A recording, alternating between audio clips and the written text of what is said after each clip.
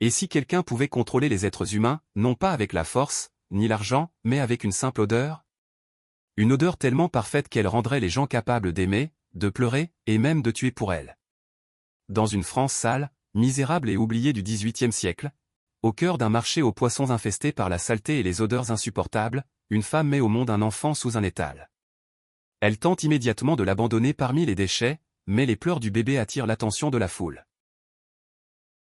La mère est exécutée pour tentative de meurtre, tandis que l'enfant, nommé Jean-Baptiste Grenouille, grandit dans un orphelinat lugubre où personne ne l'aime vraiment.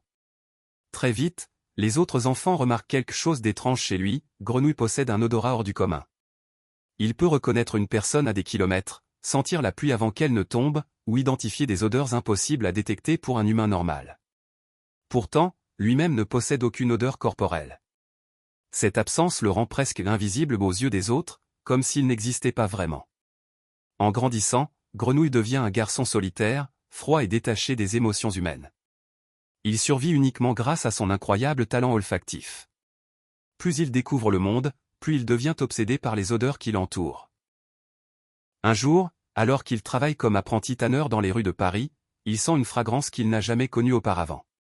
Cette odeur appartient à une jeune vendeuse de prunes rousses. Fasciné, il suit la jeune fille dans les ruelles sombres. Il veut simplement sentir son parfum encore et encore, mais lorsqu'elle commence à crier, il la fait taire en lui couvrant la bouche, jusqu'à l'étouffer accidentellement. Après sa mort, Grenouille reste près du corps et respire son odeur avec une intensité presque surnaturelle. Mais au bout de quelques minutes, le parfum disparaît. Ce moment le bouleverse complètement. Pour la première fois, il comprend qu'il veut capturer les odeurs pour toujours. Cette obsession devient alors le but de toute sa vie. Peu après, Grenouille rencontre Giuseppe Baldini, un parfumeur italien vieillissant autrefois célèbre mais désormais dépassé.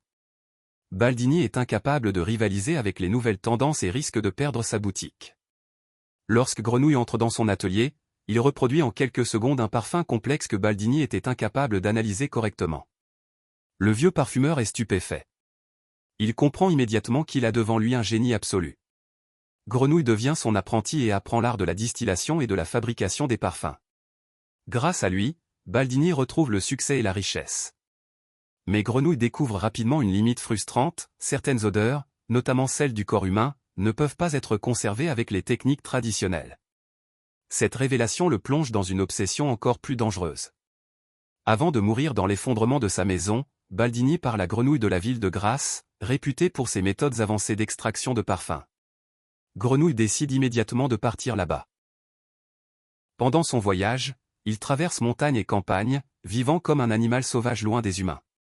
Il finit par se réfugier dans une grotte isolée pendant plusieurs années. Là, il découvre quelque chose de terrifiant, il ne possède aucune odeur personnelle. Cette absence d'identité le détruit psychologiquement.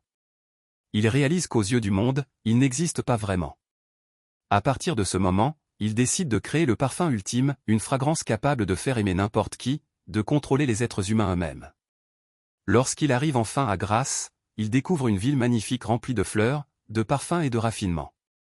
Mais son attention est immédiatement capturée par une odeur encore plus extraordinaire que celle de la vendeuse de prunes. Cette odeur appartient à Laura Ricci, la fille d'un riche notable de la ville. Grenouille comprend instantanément quel sera l'ingrédient parfait de son chef-d'œuvre.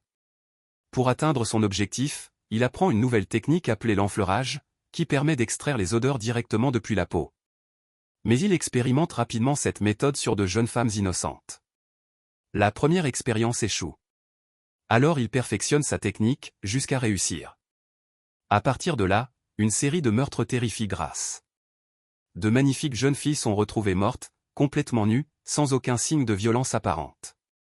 Personne ne comprend le mobile du tueur. Mais Grenouille, lui, ne voit pas ses victimes comme des êtres humains. Pour lui, elles sont simplement des ingrédients. Il capture leurs odeurs une par une afin de composer les 12 bases parfaites de son parfum absolu. Chaque meurtre le rapproche de son objectif final, Laura. Pendant ce temps, Antoine Ricci, le père de Laura, comprend progressivement que le tueur vise des jeunes femmes possédant une beauté particulière. Persuadé que sa fille est la prochaine cible, il décide de fuir la ville avec elle. Mais Grenouille possède un odorat surnaturel. Même à des kilomètres de distance, il retrouve facilement leurs traces. Une nuit, il s'introduit discrètement dans leur auberge. Laura dort paisiblement sans imaginer qu'elle vit ses derniers instants. Grenouille l'assassine avec calme, puis extrait son odeur comme il l'a fait avec les autres victimes. Enfin, son parfum est terminé. Mais au moment où il achève son œuvre, il est capturé par les autorités. Grenouille est condamné à une exécution publique particulièrement brutale. Toute la ville vient assister au supplice du célèbre tueur de jeunes filles. Le jour de l'exécution, Grenouille sort une petite fiole contenant son parfum ultime. Il verse une seule goutte sur son cou. Et soudain, tout change. En quelques secondes, la foule entière est submergée par une émotion indescriptible. Les gens voient en lui un être pur, innocent, presque divin. Les soldats tombent à genoux. Le bourreau refuse de le tuer. Même les évêques et les nobles éclatent en sanglots devant cette créature parfaite. L'effet devient incontrôlable.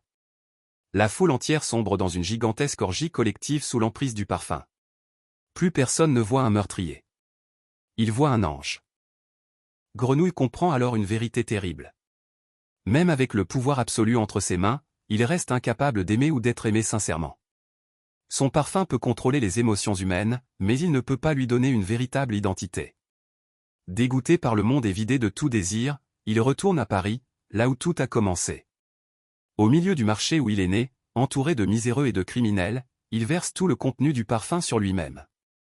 Puis, dans une frénésie totale, il se jette sur lui, et le dévore entièrement. Au matin, il ne reste plus rien de Jean-Baptiste Grenouille, à part quelques vêtements et un flacon vide. Et pour la première fois de leur vie, les personnes qui l'ont dévoré ont l'impression d'avoir accompli un acte d'amour pur. Le film se termine sur cette image profondément dérangeante, un homme qui a passé toute sa vie à chercher l'amour et la perfection, mais qui n'a trouvé son existence qu'au moment de disparaître complètement. Et si Grenouille n'avait jamais vraiment disparu ? Et si son parfum était juste le début d'un pouvoir capable de contrôler tout le monde à grande échelle? Est-ce que c'est un monstre, ou un génie incompris? Dis en commentaire. Monstre ou génie? La fin est-elle une justice ou une tragédie? Tu utiliserais le parfum comment? Like la vidéo. Abonne-toi pour plus de résumés de films. Partage pour voir la réaction des autres.